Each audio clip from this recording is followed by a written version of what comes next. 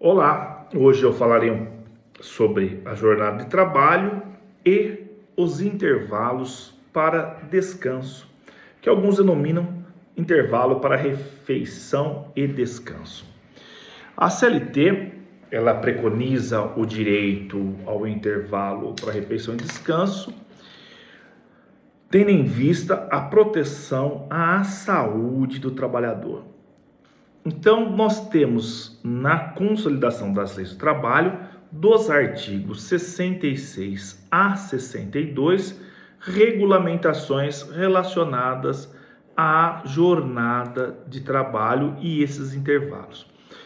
O artigo 66, eu chamo a atenção, ele estabelece que entre duas jornadas de trabalho, deve haver um período mínimo de 11 horas consecutivas para descanso. Que alguns falam entre uma pegada e outra, tem que ter um intervalo de pelo menos 11 horas para descanso.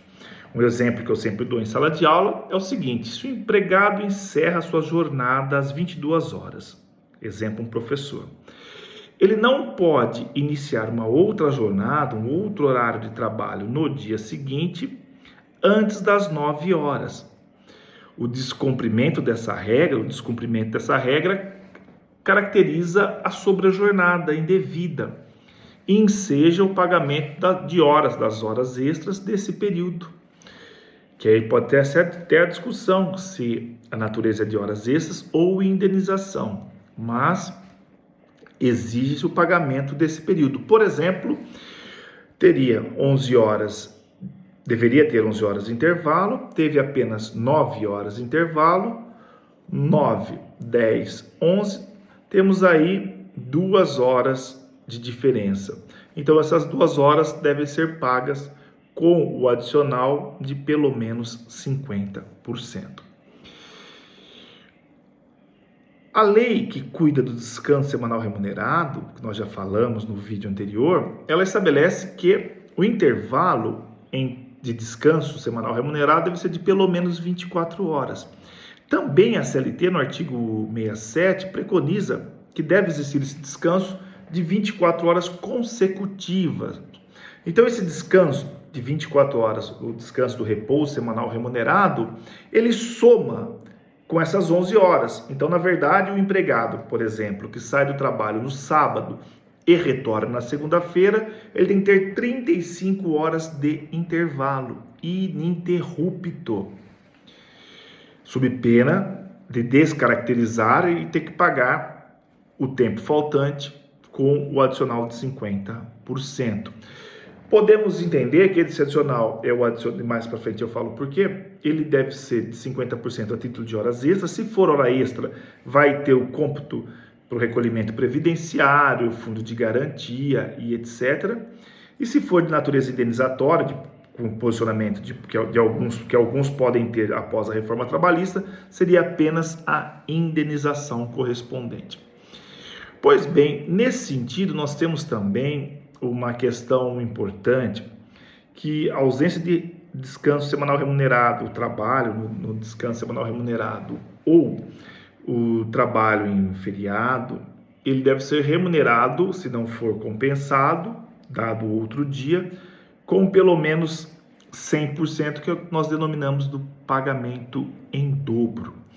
E o artigo 71, que é o nosso ponto de destaque da CLT, ele estabelece que para uma jornada de até 4 horas de trabalho, não é necessário intervalo para refeição e descanso, intervalo para o descanso. Numa jornada de 4 a 6 horas de trabalho, tem que ter um intervalo de pelo menos 15 minutos. E uma jornada acima de 6 horas, o intervalo de 1 a 2 horas. Não o mínimo de 1 hora, não podendo ultrapassar 2 horas, salvo se existir acordo ou convenção coletiva nesse sentido. Um acordo, uma negociação coletiva nesse sentido. Então fica muito claro, faço aqui a síntese. Até 4 horas de trabalho não há necessidade do descanso. De 4 a 6 horas, 15 minutos, e de 6 horas para cima, de uma, no mínimo uma, no máximo 2 horas. Nós temos aqui também a possibilidade, que está previsto aqui, eu vou olhar na CLT, a possibilidade desse limite de horário mínimo não ser observado. E estabelece o artigo 71, parágrafo 4º.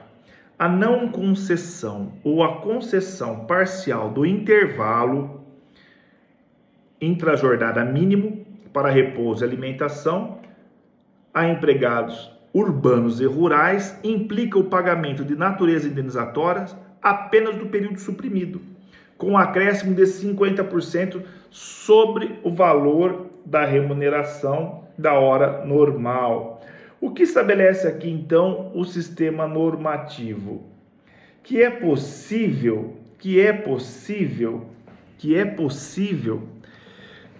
esse horário que foi suprimido, então deveria ter 1 hora de intervalo, teve apenas 30 minutos, que esses 30 minutos que restaram seja indenizado esse tempo com um adicional de 50%. Até a 2017, a Lei 3.467, chamada Lei da Reforma Trabalhista, o Tribunal Superior do Trabalho tinha entendido que, através de posicionamento da jurisprudência, que deveria ser pago o tempo todo. O empregado deveria ter 1 hora, teve apenas 30 minutos, então ele deveria ter 1 hora novamente pago, com um adicional de 50%, com natureza de horas extras. O que significa isso? Tendo natureza de horas extraordinárias, deve ter reflexo para o recolhimento do Fundo de Garantia, do INSS, férias, 13º, então computaria esse tempo. A reforma trabalhista, então, entende que não, apenas o tempo restante com um adicional de 50%. E volto aqui à leitura da norma jurídica. O limite de 1 hora, parágrafo 3º do artigo 71, o limite de 1 hora para repouso ou refeição poderá ser reduzido por ato do ministro do Trabalho, quando ouvido o serviço de alimentação, de previdência e se verificar que o estabelecimento atende integralmente às exigências concernentes à organização dos refeitórios e quando os empregados não estiverem sob o regime de prorrogação de horas, que eu falei no vídeo passado, no último que eu fiz, que a prorrogação de horas são as horas extraordinárias.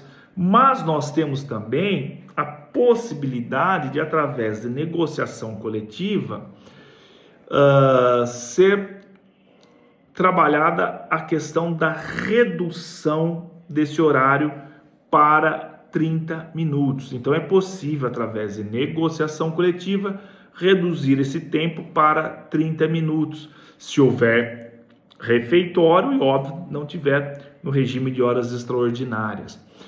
Nós tínhamos a previsão, e eu disse também no vídeo passado, do pagamento das horas de itinerário, como hora extraordinária, as horas em itinere. Nós tínhamos uma súmula do TST que entendia que, quando o trajeto era difícil, o trajeto não tendo transporte, difícil transporte, ou o empregador fornecendo esse transporte, haveria o pagamento desse tempo de deslocamento, que é as horas em itinere. O que fez o legislador, com a reforma trabalhista, entendeu que não há o direito a essas horas, das horas em itinere. Pois bem, existe também alguns trabalhos, como por exemplo de mecanografia, artigo 72 da CLT. Os empregados que atuam em trabalhos contínuos de mecanografia, como datilografia, escrituração ou cálculo, eles devem receber 10 minutos de descanso a cada 90 minutos de trabalho, para evitar a lesão por esforço repetitivo ou os distúrbios osteomusculares relacionados ao trabalho. E é importante que se tenha a atenção voltada para o seguinte fato: o tempo de intervalo para refeição e descanso, ele não é computado como tempo de trabalho. Então, o empregado, por exemplo, trabalha 4 horas, sai para o almoço, anota o horário de entrada, o horário de saída para o almoço, volta e trabalha mais 4 horas. Então, ele trabalhou 8 horas naquele dia. Agora, nessa questão de quem trabalha, por exemplo, com mecanografia, datilografia, escrituração ou cálculo, esse tempo de 10 minutos não ele é computado como tempo de serviço. E eu tenho que chamar a atenção aqui para um detalhe que é pro trabalho da mulher. A mulher, ela tem direito ao descanso semanal remunerado, por exemplo, a 2 descansos semanais remunerados a cada domingo. Então, no mês, ela tem direito a 2 domingos de descanso semanal remunerado. Então, uma questão que eu fiz exposição no vídeo passado. Então, são temas importantes que chama a atenção. Nós temos também, aqui eu não posso deixar de trazer para vocês o seguinte, que o posicionamento judicial, ele é muito forte no sentido da necessidade da garantia desse intervalo, porque é a aplicação da própria norma jurídica. E além de ser a aplicação da própria norma jurídica, está relacionada à saúde do trabalhador. Então são questões de extrema importância, tanto para o trabalhador, como também para o empregador, porque evita acidente de trabalho e também evita o passivo trabalhista. Por fim, é importante registrar que o artigo 74 da CLT, ele prescreve que para os estabelecimentos com mais de 20 trabalhadores será obrigatória a anotação da hora de entrada e saída em registro manual, mecânico ou eletrônico, conforme instruções expedidas pelo Ministério do Trabalho. E também é permitida a utilização do registro de ponto por exceção à jornada regular do trabalho mediante acordo individual escrito, convenção coletiva ou acordo coletivo. E aí nós temos uma figura que o horário de intervalo para refeição e descanso pode ser pré-anotado, dependendo das características.